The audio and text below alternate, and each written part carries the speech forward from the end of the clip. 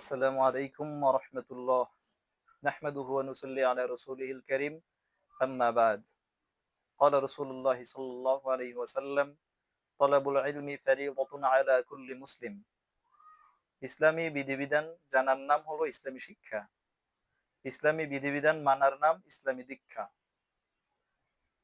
শরীয়তের কোন কাজ জায়েজ, কোন কাজ নাজায়েজ, কোন কাজ হালাল, কোন কাজ হারাম, কোন কাজ করলে শাস্তি, কোন কাজ করলে শান্তি, এই সকল বিধিবিধান জানার নাম হলো ইসলামী শিক্ষা। আর এই সকল বিধিবিধান মানার নাম হলো ইসলামী দীক্ষা।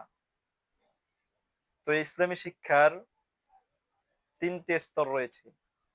১ নম্বর হলো ইসলামী শিক্ষার প্রাথমিক স্তর, ২ নম্বর ইসলামী শিক্ষার মাধ্যমিক স্তর, ৩ নম্বর ইসলামী শিক্ষার উচ্চতর স্তর।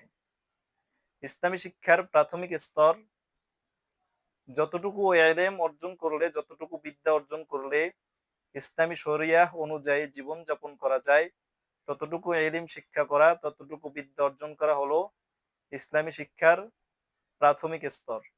যেমন কেউ নামাজ পড়বে, নামাজের মাসআলা মাসাইল শিক্ষা করা, দোয়া দরুদ, কেরাত ইত্যাদি জানার নাম হলো ইসলামী শিক্ষার প্রাথমিক স্তর। কেউ ব্যবসা বাণিজ্য করবে, ব্যবসা বাণিজ্যর হালাল পদ্ধতি কি, হারাম পদ্ধতি কি, এটা জানার নাম ইসলামী শিক্ষার প্রাথমিক স্তর। ইত্যাদি ইত্যাদি দৈনন্দিন জীবনে মানুষ চলার জন্য যতটুকু শিক্ষা দরকার, ততটুকু শিক্ষা অর্জন করা হলো ইসলামী শিক্ষার প্রাথমিক স্তর। রাসূল সাল্লাল্লাহু আলাইহি ওয়াসাল্লাম বলেন, তলাবুল ইলমি ফারিদাতুন আলা কুল্লি মুসলিম। দ্বীনি ইলম শিক্ষা করা প্রত্যেক মুসলমানের উপর ফরজ। এই দ্বীনি ইলম ফরজ, এর দ্বারা উদ্দেশ্য হলো ইসলামী শিক্ষার প্রাথমিক স্তর। তো এতটুকু প্রাথমিক স্তর অর্জন করা প্রত্যেক মুসলমান নারী পুরুষের জন্য ফরজ, ফরজে আইন। আরেকটা হলো ইসলামী শিক্ষার মাধ্যমিক স্তর। যেমন কেহ মাদ্রাসায় পড়লো, দাওরায়ে হাদিস পড়লো, ইফতা পড়লো, উলুমুল হাদিস পড়লো, পড়ার পরে আবার মাদ্রাসায় শিক্ষা দিতে পারলো, ছাত্রদেরকে পড়াইতে পারলো, এটা হলো ইসলামী শিক্ষার মাধ্যমিক স্তর। এই ইলম অর্জন করা ফরজে কিফায়া। কোনো মহল্লায় যদি কোনো একজন এই ইলম শিক্ষা করে, এতটুকু পরিমাণ ইলম অর্জন করার পরে আবার শিক্ষা দিতে পারে, তাহলে মহল্লাবাসী সকলের পক্ষ থেকে ফরজিয়াত আদায় হয়ে যাবে, অর্থাৎ ফরজে কিফায়া। ইসলামী শিক্ষার আর একটা তৃতীয় স্তর হলো উচ্চতরের স্তর।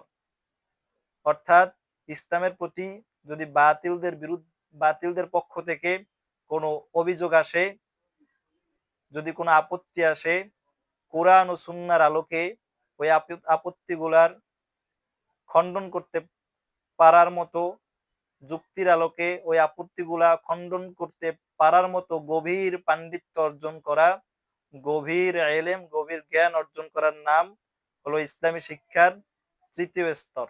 এটাও অর্জন করা ফরজে কিফায়া। অর্থাৎ কোন মহল্লায় যদি এরকম একজন থাকে যিনি বাতিলদের বিরুদ্ধে, ইসলাম বিরোধীদের বিরুদ্ধে দলিলের আলোকে, কোরআন সুন্নাহর আলোকে, যুক্তির আলোকে জবাব দিতে পারবে, তাহলে ওই মহল্লার সকলের পক্ষ থেকে ফরজিয়াত আদায় হয়ে যাবে। আরেকটা হলো ইসলামী শিক্ষার হুকুমের দিক দিয়ে কখনো কখনো আবার ইসলামী শিক্ষা অর্জন করা মুস্তাহাব। যেমন শরিয়াতের ইলম অর্জন করা, মারিফাতের ইলম অর্জন করা, তরিকতের ইলম অর্জন করা, সুলুকের পথ, এইসব ইলম ইলমে গভীর পাণ্ডিত্য অর্জন করা হলো মুস্তাহাব।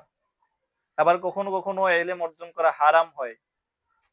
যেমন কেউ যদি দর্শন শাস্ত্র শিক্ষা করে, রসায়ন শাস্ত্র শিক্ষা করে, জাদুবিদ্যা অর্জন করে, জ্যোতির্বিদ্যা অর্জন করে, দর্শন শাস্ত্র শিক্ষা করতে করতে যদি কেউ নাস্তিকতাবাদকে প্রমোট করে, মানুষকে যদি বানর বানর থেকে মানুষ এসেছে এরকম যদি ধ্যান ধারণা বিশ্বাস হয়ে যায়, সৃষ্টিকর্তা নাই এরকম আত্মবিশ্বাস হয়ে যায়, এরকম বিশ্বাস নিয়ে, এরকম বিশ্বাস যেই ইলম গুলার শিখলে পরে, যে বিদ্যা শিখলে পরে এরকম বিশ্বাস আসে, এরকম এলেম অর্জন করা হারাম।